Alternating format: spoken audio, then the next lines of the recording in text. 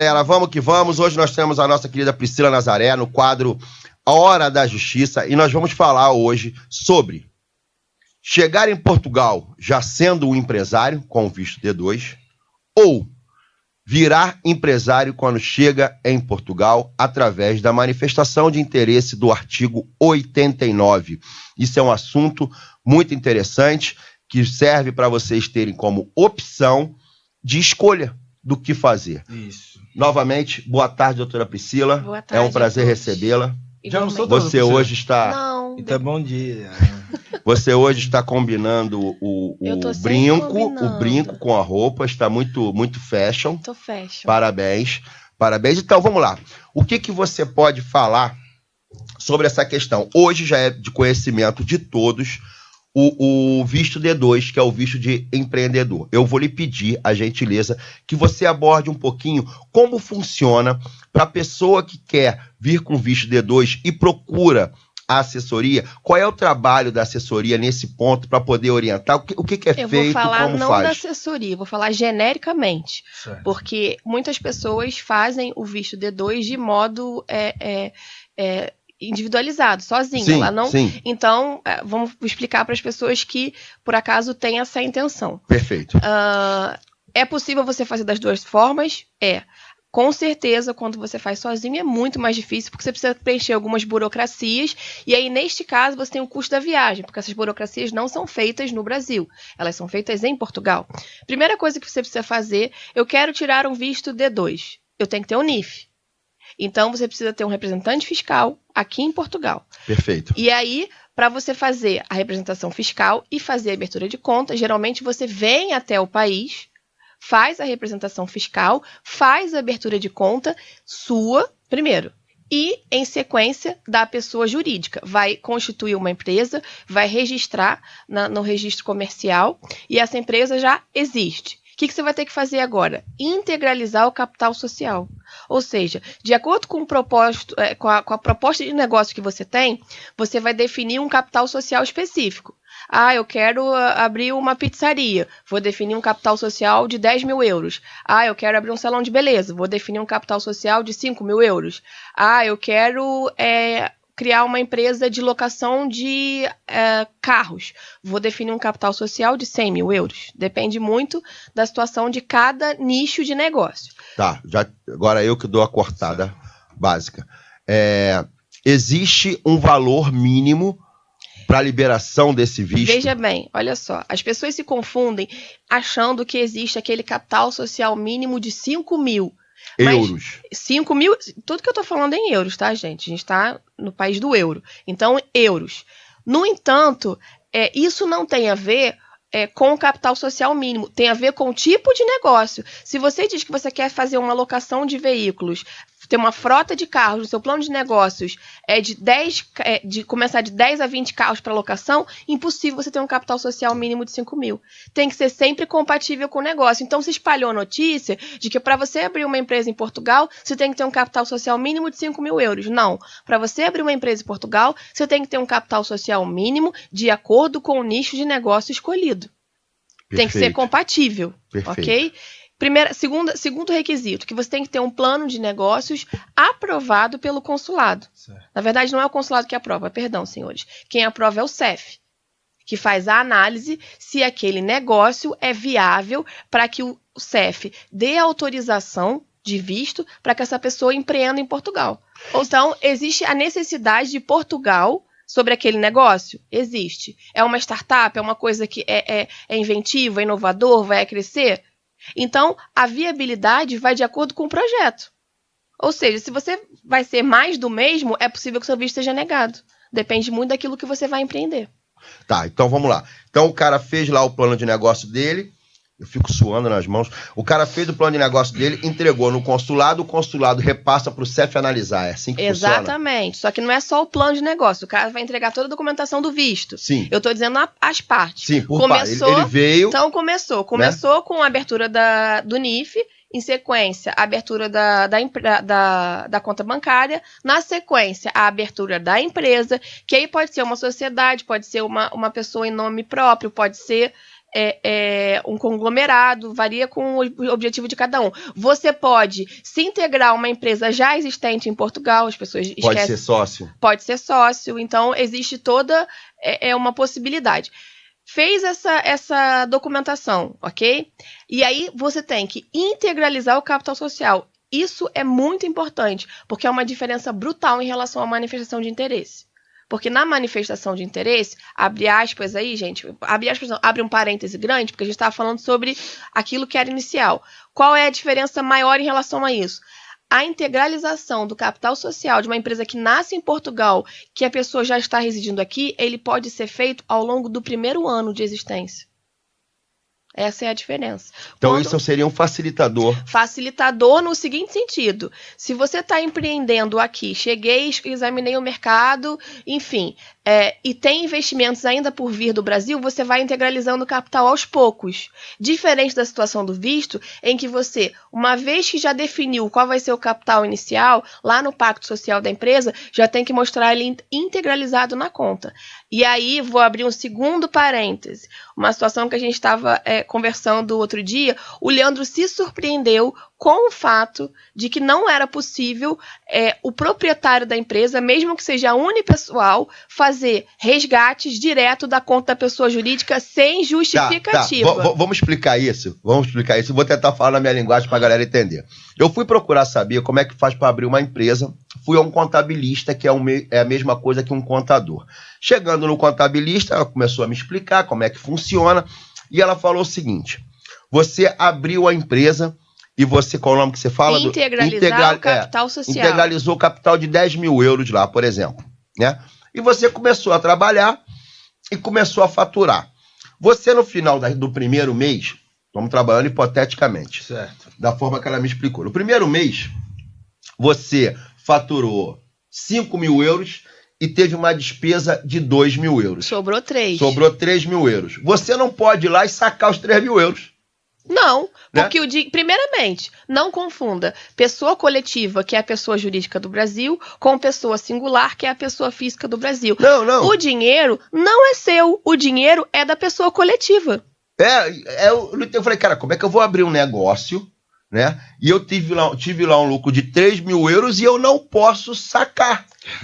Todo e qualquer dinheiro para sair da conta empresarial tem que ter uma justificativa empresarial, ou seja, tem que sair de acordo com as despesas da empresa. Você, como sócio da empresa, vai receber a sua remuneração, que não tem nada... Que foi estipulada na hora da abertura da empresa. Estipulada na hora da abertura da empresa. Se você quiser rever, você pode. Você faz um novo pacto social, você faz um aditivo no pacto social, uma emenda, uma versão, enfim, como a gente chama no Brasil, tá? Alteração contratual.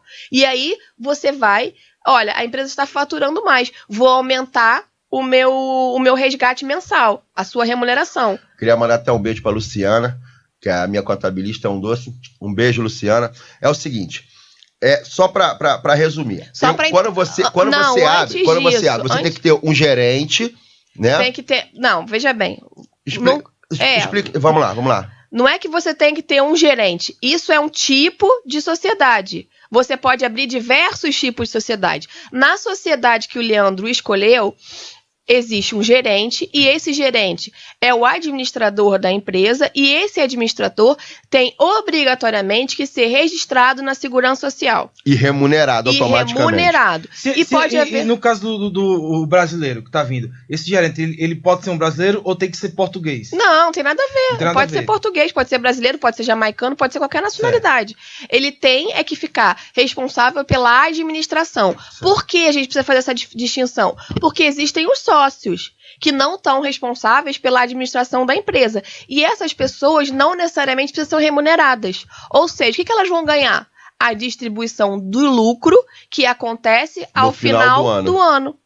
Só que no Brasil, gente, a diferença principal é essa. As empresas funcionam numa bagunça. Então, o sócio da empresa no Brasil, eu tenho uma pizzaria, mas a pizzaria trabalha eu, meu irmão, minha mãe, minha tia e minha avó. E aí, a minha pizzaria deu esse lucro de 3 mil reais, vamos dizer assim. O que eu faço? Final do mês divide tudo. Divide tudo entre a família. Aí quando chega no final do ano, não tem nada para poder dizer que foi o lucro da empresa, porque não, foi tudo dividido, né? Entre os integrantes. Sócios, não são sócios. Na verdade, muitas vezes as empresas são tão domésticas que as pessoas que trabalham na empresa muitas vezes não são nem registradas. Acontece muito. Tem muitos clientes que falam assim, eu tenho um mercado. Com quem? Com meu irmão. E você trabalha no mercado. Você tem carteira assinada no mercado? Não, tenho não, mas eu trabalho lá com ele. Como é que ele te paga? Não, então ele me paga por fora.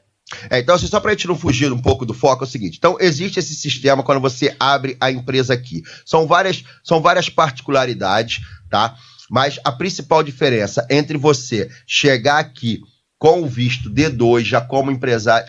É a integralização do capital social. Primeira diferença, que é a mais significativa no primeiro momento. A segunda, é necessário a aprovação prévia do teu plano de negócios, diferente da situação de manifestação de interesse. Por que você precisa aprovar na manifestação de interesse? Não é se o seu negócio é viável ou não para a economia do país, é se você está efetivamente tendo lucro. Ou seja, se você consegue subsistir em Portugal com aquele rendimento. É diferente. Um você tem que provar a viabilidade. O outro você tem que provar que você consegue sustentar. Entendeu? Eu posso ter um negócio que no primeiro momento no visto não seria aprovado, mas eu cheguei em Portugal, estou com esse negócio estabelecido, estou ganhando dinheiro, na manifestação de interesse eu vou ter que comprovar que eu tenho um mínimo de subsistência para minha família e para mim. Ou seja, a minha remuneração mais a minha distribuição de lucros atinge aquele mínimo de 600 euros individual, 900 euros o casal e 30% da remuneração dos 600, ou seja, os 200 euros para cada membro adicional. Perfeito. Então, entenderam? Não é tão simples assim, né? Como a malta pensa. Imagina você fazer isso sozinho, viu? Imagina você fazer isso sozinho. Não dá. Não, você acaba gastando mais em relação à passagem, porque muitas vezes você não dá para você fazer isso de uma só vez, você não conhece o mercado, você não conhece o país, você não conhece as cidades que você vai estabelecer. Por exemplo, no distrito de Braga. A gente tem Braga, um grande distrito, né? E tem as cidades que são as cidades mais, vamos dizer, desenvolvidas dentro do distrito. E aí você não sabe onde você vai estabelecer um negócio. Talvez você entenda que um plano de negócio fique bom aqui no Conselho de Braga. E aí você... uma pessoa vem e oferece um ponto. E você coloca esse ponto em Amares, por exemplo. Sim. Aquilo não funciona em Amares, mas funcionaria em Braga. Ou vice-versa. Tem que fazer uma pesquisa de mercado. O que eu acho é o seguinte... As pessoas no Brasil... O brasileiro é muito criativo, né? Tem muitas ideias no Brasil. E, às vezes, eles querem trazer de lá para cá as ideias que eles tiveram. Quando eles chegam aqui, eles se deparam com outra realidade. Sim. Então, essa questão da manifestação de interesse, isso é uma opinião minha pessoal. Eu acho muito mais viável para um empreendedor ele vir para cá, examinar a realidade do país para ele poder sair da situação mitológica que ele aprende no YouTube. Eu conheço... Vou explicar para vocês uma coisa que acontece comigo, assim, em tempo integral, tá? As pessoas vêm com interesse de fazer o projeto de imigração. Muitos empreendedores, eu quero tirar o visto D2 e tal. Aí eu pergunto, qual é a cidade que você quer? Viseu. Aí eu pergunto, mas por que você escolheu Viseu? Porque eu vi no YouTube que era bonito e eu gostei assim, e os imóveis estão num preço melhor. Falei, sim, mas você sabe se aquilo que você quer empreender, ou seja, o seu plano de negócio vai funcionar em Viseu? Aí ele não sabe responder, porque ele não sabe nada do Viseu, nada de Viseu, nada de Portugal, não conhece nem as distâncias entre as regiões, os distritos. Além daquilo que ele viu no YouTube. O que ele viu no YouTube? Uma pessoa que pegou uma câmera, fez uma filmagem da cidade, que botou os arredores de onde vive, e aquilo foi o suficiente para ele criar um convencimento sobre, olha, vou morar em Viseu. Aí ele vem e se estabelece em Viseu. Chega lá, Viseu.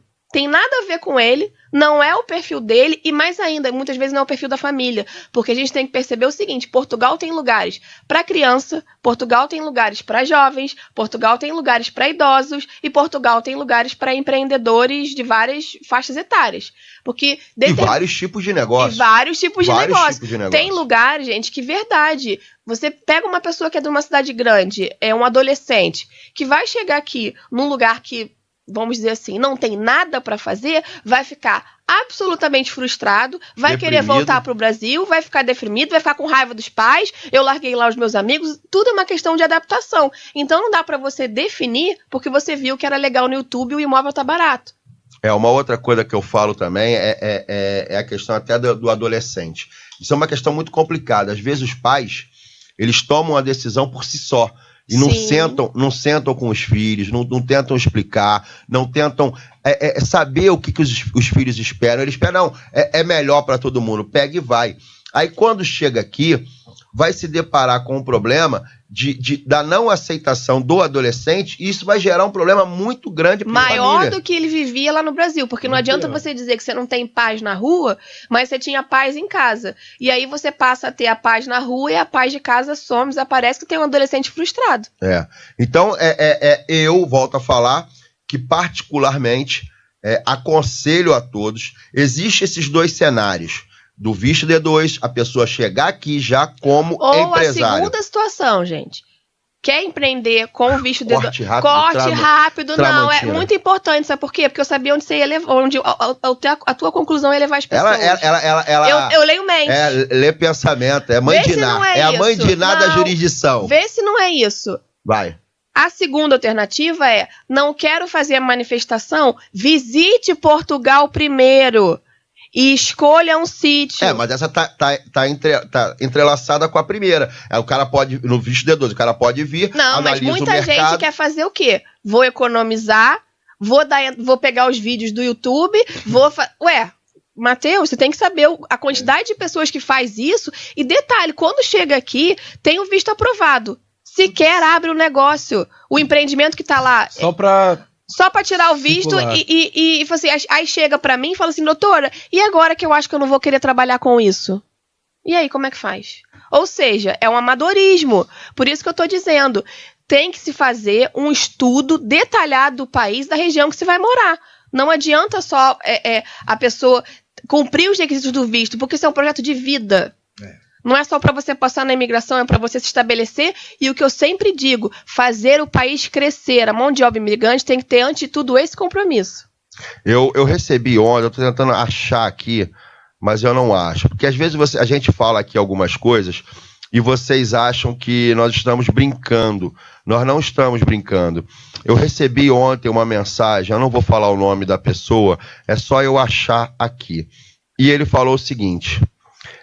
estou querendo ir para Portugal, trabalho citou 5, 6 profissões que ele citou, estarei chegando com uma reserva financeira de 1.000 euros e mais 2.000 dólares. Matheus. Isso, ou seja, ele estaria chegando nem com 3.000 euros aqui em Portugal. Então, gente, isso que eu tô falando não é brincadeira, é verdade. As pessoas, como a doutora Priscila tá falando... Tem gente que vem com 300 euros. E aí vocês falam assim, e essas pessoas passam na imigração, depois vão na internet, nos grupos de brasileiros e falam, nossa, me dei super bem. Eu passei. E aí depois ela não volta para dizer, passei, mas agora eu tô passando fome. Passei, mas agora não encontrei emprego. Estou pedindo ajuda para retornar. Passei, estou aqui, não sei nem como faço para pedir ajuda. Porque também tem essa história. Porque como a pessoa foi totalmente despreparada, ela não sabe nem que ela pode contar com o apoio da embaixada para poder fazer o retorno. E ainda tem aquela organização da imigração, né? Que ultimamente está ajudando bastante brasileiros, né? A Organização Internacional. É uma ONG que tem, que eles ajudam não só os brasileiros, mas ajudam outros imigrantes que por algum motivo ou falta de planejamento, sendo mais específico, não conseguem permanecer no país e pedem ajuda para retornar para o seu país de origem. É muito frustrante, e isso ninguém gente? Quer. Não, isso ninguém quer. Eu ainda costumo falar, Priscila, o seguinte: você é louco, tá cansado do país, quer mudar, quer arriscar. Você é o imigrante sorte e fé, aquele que vem com a sorte, com a fé e acha que isso é o suficiente. Vem sozinho. Deixa a sua esposa lá, deixa o seu filho lá, vem. Se der merda, se der problema, Você segura, eu você dorme debaixo da ponte, você dorme na marquise do Braga Shopping, você vai se virar. Agora, não envolva a sua família nisso. Eu sou diferente do Leandro nesse ponto de vista. O meu ponto de vista é não venha. Mas isso é lógico, eu tô dando a não venha jamais, cara. porque para você passar a dificuldade, passe no seu país, onde você conhece as pessoas. Onde tem ajuda das pessoas. Onde tem ajuda. Então, não venha. Deu dor de barriga? Você tem vai na vovó, vai na titia. Não Aqui venha. não tem, velho. Não tem. Então vamos continuar na pauta dos investimentos, porque a gente o assunto é muito abrangente. Não, então assim, existe, já tá claro, já conversamos, existem duas possibilidades. Então vamos dizer que o cara escolheu a manifestação de interesse. Vamos trabalhar nesse segundo cenário. Então vamos falar nesse segundo cenário. O que eu aconselho? Não entra na conversa, que é muito comum aqui em Portugal, de pessoas vendendo estabelecimentos. O que a gente tem no Brasil? A gente tem muitas empresas que têm um capital social, vamos dizer assim, que já está um pouco em baixa, né? Mas tem lá os insumos, o patrimônio, toda os equipamentos. Então a pessoa vai fazer um três-passe e vende a empresa junto. É bom você falar esse nome, Priscila, porque muitas pessoas entram para pesquisar e me perguntam o que é três-passe. O que é três-passe? É a gente passar o ponto comercial. No Brasil a gente fala passa o ponto. Quando você lê aquele anúncio de passa o ponto a empresa vai ser sua e o ponto comercial que foi elaborado, né, estabelecido, também vai ser seu. No entanto, o imóvel não vai. Ou seja, o imóvel geralmente é alugado, enfim. Três-passe aqui tem o mesmo significado. Mas o que tem muita gente fazendo? Vou montar uma empresa para brasileiro. Ou seja, tem um custo de 5 mil, vou ali, alugo uma loja, monto a loja, boto os insumos, abro a empresa. Quanto custa para abrir uma empresa em Portugal? Menos de 400 euros. Fiquem atentos em relação a isso. Muito diferente do que acontece no Brasil. E você abre a empresa com uma semana, ok? E me estabeleci ali. Daqui a 4 meses, eu vou fazer um anúncio na internet, passo ponto comercial, três-passe, enfim. Quanto custa? 20 mil. Não caiam nessa. Eu não estou dizendo que todos os três-passes são assim. Não são, porque tem pessoas que estão passando três-passes de anos estabelecidos naquele lugar. Ou seja, tem fornecedores fixos, tem clientes fixos, montou uma freguesia, ou seja, está vendendo um negócio realmente lucrativo. Agora, se você tem interesse de empreender em Portugal, vá começar do zero. A única condição que eu tinha para um três-passe é quando eu ia na Macumba e ganhava 3 passes. Fora isso... Sem comentário. Aí depois ele me corta falar essas coisas. É que eu não podia perder a piada. Tá, tudo bem, continuando. O três-passe, ele só é bom se você consegue fazer uma pesquisa da fera da empresa e você vê a lucratividade daquela empresa, aí você vai pedir os livros de pelo menos 2 anos. Mas não entrar nessa de você comprar um três-passe de 3, 4, 5 meses estabelecido, porque você não conseguiu... Não tem histórico. Não tem histórico, você não... E aquele histórico que foi criado, ele poderia ter sido criado por você. Ou seja, por um terço do valor. Não vale a pena. Outra coisa que as pessoas estão fazendo. Leandro, eu lembro um episódio que me perguntou sobre isso. Vou comprar um três-passe de Uber. Lembra disso? Lembro. Que a pessoa estava vendendo a quanto, Leandro? 20 mil? 25? Era 15 mil. 15 mil. 15 mil. Quanto custa para você estabelecer uma empresa de Uber? 400 euros. Para você fazer o registro, no todo você vai gastar menos de 2 mil.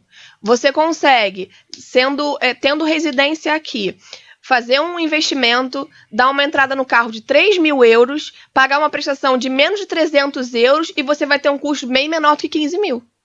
Deixa eu falar aqui, aproveitando que você tocou nesse assunto do Uber. Um inscrito, ele mandou, o Leandro também, meu xará. Um abraço, Leandro. Ele está perguntando, Priscila, se ele consegue no Brasil receber uma proposta de trabalho, um contrato, uma promessa de trabalho de uma empresa do Uber para ele ser motorista do Uber aqui. Consegue, mas para que isso seja possível, a empresa tem que divulgar a vaga no mercado interno, provar que não foi possível acessar esse profissional com a mão de obra que tem aqui, então ele precisa passar por alguns etapas. Feito isso, vai publicar a vaga. Não conseguiu atender ao requisito da empresa. Aí sim, ele vai poder ofertar a vaga para esta pessoa e mandar o visto com uma promessa de contrato de trabalho. Isso é possível. Em resumo, você não vai conseguir, né, meu amigo? Porque aqui o que tem mais aqui é brasileiro querendo trabalhar no Uber, é o que mais tem. E outra coisa. Imagina uma empresa, vamos ser realistas, eu gosto muito de ser realista. Imagina uma empresa... Na teoria é possível. Tá legal. Imagina uma empresa que precisa de um motorista. Eu mando uma carta, uma promessa de contrato de trabalho pro cara. O cara vai chegar aqui. Ele vai ter que dar entrada na manifestação de interesse dele. Esperar sair a manifestação de interesse dele para poder pegar a carta e trocar a carta dele para depois fazer o curso. Ah, não? Não. Ué, ele vai trabalhar com a carta brasileira? Promessa de contrato de trabalho. Beleza, vamos lá. Vai chegar com o visto. Vai fazer a residência no CEF. Sim. E com o agendamento da residência, ele consegue o protocolo do IMT. Tá, então vamos lá. Então tá, desculpa, a doutora tá certa. Ele vai dar entrada no visto lá. Ele vai...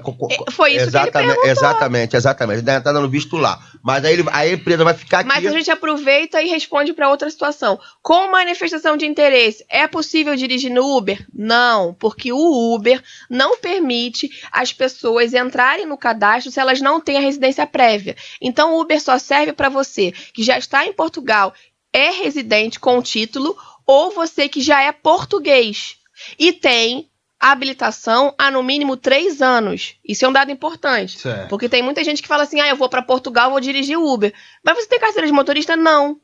Mas como é que você vai dirigir Uber em Portugal? Porque você precisa de 3 anos no mínimo de carteira. Ou seja, daqui a 3 anos você vai dirigir Uber. Mas a data do Brasil do Brasil serve. Você vai habilitar como se você estivesse dirigindo com a sua carteira do Brasil. Você vai fazer todo o processo, ok? Só que você tem que trocar a tua habilitação no IMTT e também fazer uma prova de um curso de capacitação, porque é uma nova regra. Ainda tem essa então, ainda. Vamos tocar no ponto do Uber, que era um ponto aqui que eu tinha estabelecido como pauta. Uber, diferenças básicas entre o Brasil. Eu posso ser um motorista autônomo e dirigir no Uber? Não. Em Portugal isso não é possível. Eu não posso simplesmente comprar o meu carro, fazer aquela inscrição de profissional, motorista profissional no Detran, né? E pagar o seguro de acidentes pessoais de terceiros e tô pronto para dirigir no Uber. Não é assim, tá? Aqui você ou vai fazer parte de uma empresa em que você vai ser empregado, ok? Com contrato de trabalho, com limite de horas para estar em uso do aplicativo, ou você vai ser o dono da empresa. E você, como dono da empresa, também tem que obedecer o limite de horas de uso do aplicativo. Quando você é o dono, tem um diferencial. Você pode colocar mais carros e contratar outros profissionais. E quando você é um motorista contratado, obviamente que você vai trabalhar naquele contrato de trabalho. Então, o Uber aqui é uma atividade diferente do Brasil. Ela é mais... uma empresa, né? É uma empresa. Não é porque qual a proposta do Uber? Seja um motorista nas suas horas vagas. Certo. Ganhe para dar carona. O Uber nasceu nessa perspectiva. Quando ele chegou em Portugal, pela legislação do país, não foi possível implantar esse sistema, em que a pessoa faz um adicional. Não, você quer trabalhar no Uber, você vai constituir uma empresa de Uber e você vai ser o motorista da sua empresa, ou você vai abrir uma empresa e contratar motoristas particulares, ou seja, virou uma atividade permanente.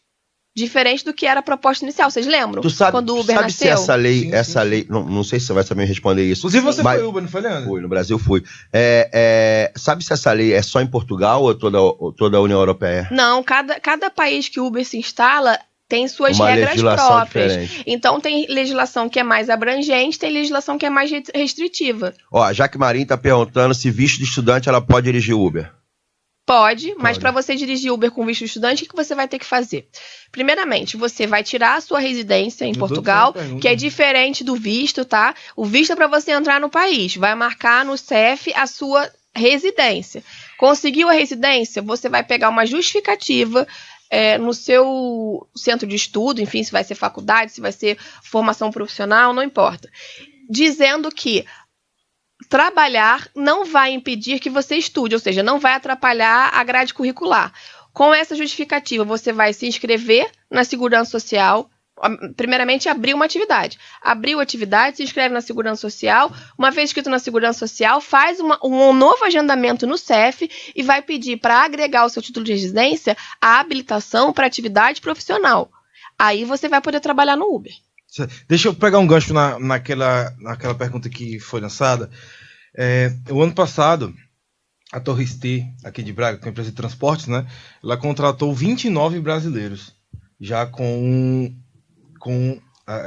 o contrato de trabalho. De trabalho e tal. Mas é porque uma profissão aqui que é muito valorizada e é possível você vir com visto é de caminhoneiro. Caminhoneiro. Essa profissão... Camionista, como eles falam. Aqui fala E caminhonista. esse ano eles contrataram mais 72 para Portugal todo. Brasileiros. Sim, porque é impossível você ser caminhonista, caminhoneiro em Portugal se você não tem a habilitação no IMTT. Até porque é uma carteira de motorista muito mais abrangente, né? Eu não entendo esse negócio de A, B, C, D, então... Claro. IMTT, para quem não sabe, é como se fosse o Detran no Brasil. Só que não é regional como no Brasil, que tem Detran, RJ, Deixão... o MTT nacional. É nacional. Nacional. Então, você tem que estar na categoria profissional de caminhoneiro, caminhonista. Então, não adianta você vir e tentar fazer por manifestação de interesse, porque você vai estar irregular na prática da profissão. Se você está com a sua carteira do Brasil e você está dirigindo caminhão aqui em Portugal, não é possível, ok? Se a empresa vai fazer esse tipo de proposta para você, você está na irregularidade. Então, para esses casos, tem que vir com contrato prévio, com visto prévio do Brasil. São dois caminhos, né? É conseguir essa promessa de contrato de trabalho, já está no Brasil para poder tirar o visto. Chegando ou aqui, chegar se inscrever no IMTT. Ou chegar aqui, se legalizar, se regularizar sua situação dentro do país. Com e outra atividade profissional, pintor, manobrista, lava-jato, não importa. Me regularizei. Aí você se habilita, isso para os caminhoneiros que não vieram com o visto prévio. E aí você se habilita no IMTT e começa a disputar as vagas que existem no país, que são muitas, para trabalhar como caminhoneiro. E um bom salário, né? Excelente salário, tá? E aí você vai rodar Espanha, Itália, Portugal, Bélgica, enfim, você vai rodar aí pela Europa inteira. Então, nós abrimos assim bem... Tá acabando o bem programa já? Tá acabando. Então, gente, nós abrimos muito. Eu queria só te pedir uma gentileza. Em cima do cenário que nós desenhamos, chegar como empreendedor, como empresário, através do visto D2, e chegar em Portugal, se tornar um empresário aqui, dando entrada na manifestação de interesse pelo artigo 89. Hoje, o que você acha que seja menos burocrático, mais econômico e, de repente, mais certeiro? Do ponto de vista do planejamento... e da assertividade, vou usar essa palavra, assertividade, eu opto pela manifestação de interesse. Mas não é para você pegar a sua mochila, tá? Isso é muito importante deixar claro. Sim, claro. Você quer ser empreendedor, você quer ser empresário, você tem que ter capital. Ou seja, você tem que ter capacidade de investir no país. Venha a Portugal, passe o seu período de 3 meses, conheça o país e se estabeleça. Aí você vai escolher Faça um estudo de mercado. Faça um estudo de mercado, porque isso é possível, gente. Você chegar... Qual o seu interesse na viagem? Negócios. O que você quer fazer? Uma pesquisa de mercado. Fez a pesquisa de mercado, identifiquei que esse é o melhor lugar, esse é o melhor conselho, quero empreender nessa área, viu a vizinhança, dá a entrada na empresa. E aí, nesse momento, você pode optar. Vou tirar o visto ou vou continuar aqui fazendo a manifestação? Nesse momento você pode optar. Mas não é para você pegar a sua mochila, tá? E simplesmente, a doutora Priscila falou que eu vou empreender. Com 3 mil reais no bolso. E você o que em Portugal? Manicure. Tá? Vou fazer isso. Eu vou pegar 2.000 euros, vou chegar lá, porque ela falou que eu não preciso integralizar o capital social, vou abrir uma empresa com 1.000 e vou ser feliz. Não é isso que eu falei. Não foi isso. Cara, manicure às vezes parece ser uma coisa... Quando eu falo que eu recebo muita notícia, né? Vocês já repararam a unha da doutora Priscila? Olha só. Olha só, gente. Aqui é tudo diferente da unha do Brasil. Não é, vou falar uma coisa pra vocês. Eu não tô falando manicure no sentido depreciativo, não. Eu tô dizendo que você quer ser manicure em Portugal, faça um investimento no manicure, sim, tá? sim. Porque aqui você tem estúdios... O primeiro investimento que você tem que fazer é uma reciclagem de tudo que você fazia, porque aqui é totalmente diferente. E até pra validar também, né? Não precisa nem questão da validade, porque assim, a unha... O modo de se fazer a unha é diferente, você repara na minha unha, né? Eles utilizam coisa tudo diferente. Então, assim, às vezes a pessoa fala assim, eu sei fazer unha. Se você vier com o estilo brasileiro pra cá, você vai atender só o público brasileiro. E para atender só o público brasileiro, tem 327.422 manicures aqui que fazem esse serviço. Exato. E olha só, uma coisa que é para vocês entenderem. Quero empreender em Portugal. Não é para você fazer uma pesquisa de mercado para brasileiro, é para você fazer uma pesquisa de mercado para Portugal, ou seja, o teu negócio ele tem que encaixar no país, não é para encaixar num público específico. Então as manicures, a exemplo, né, sim. Cara, foi brilhante isso, porque se as pessoas vêm focado em aproveitar os 35 mil brasileiros que estão em Braga. E esquece que Braga tem aproximadamente 180 mil bracarenses. Não, vem e volta, vem e pergunta pra gente, né? Ei, se eu botar isso aí dá certo? Ei, tem isso aqui, meu irmão, se eu botar isso aqui é estouro aí em Portugal e tal. Esse é o pensamento, não precisa do pessoal do Brasil. Ninguém vem pra cá e tira a prova dos 9, viu como é que não é. Então, a manicure que a gente tirou de exemplo, vai fazer um curso de aperfeiçoamento, vai fazer uma reciclagem, vai montar um estúdio de unha, vai estabelecer... Você tá entendendo como é que é diferente de você atender de porta em porta? Porque aí você, manicure, vai ganhar mais dinheiro do que você ganha no Brasil, mas você vai também gerar emprego. Porque você vai abrir o seu estúdio... E é isso que interessa ao país. Com pouco investimento, tá? Mas tem que ter aquele investimento prévio, tem que ter uma pesquisa de mercado, tem que saber onde vai se instalar, tudo isso, que são aquelas regras mínimas de administração de empresa, você tem que trazer com você a ideia de que você precisa se capacitar, tá? Não é só ter a capacidade para o exercício da profissão, é a capacidade para...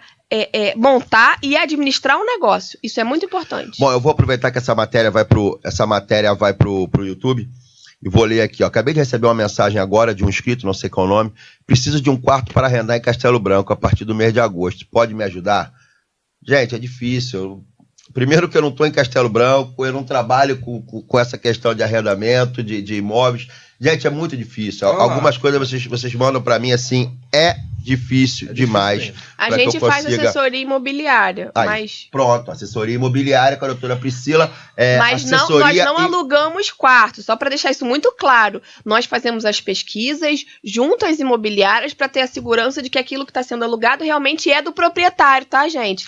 Vários anúncios de internet, estou puxando no gancho, você pega golpe na OLX, de você falar que vai alugar o quarto, você deposita tanto de dinheiro, aí você deposita, a pessoa não existe, o lugar não existe e assim vai. Verdade. Só pra gente poder encerrar o programa. A gente tá falando muito extenso, né? Pra encerrar o programa, eu queria avisar pra vocês que sábado, agora, estarei no Vila Oliva, no restaurante ali em Frostos. Quem não reservou sua mesa, reserve lá no Vila Oliva. Vamos tomar um fino. É Leandro Antunes na Vila de um Imigrante, contando para vocês um pouco da história de um imigrante pobre aqui em Portugal. As dificuldades que se não fosse trágico, seria cômico.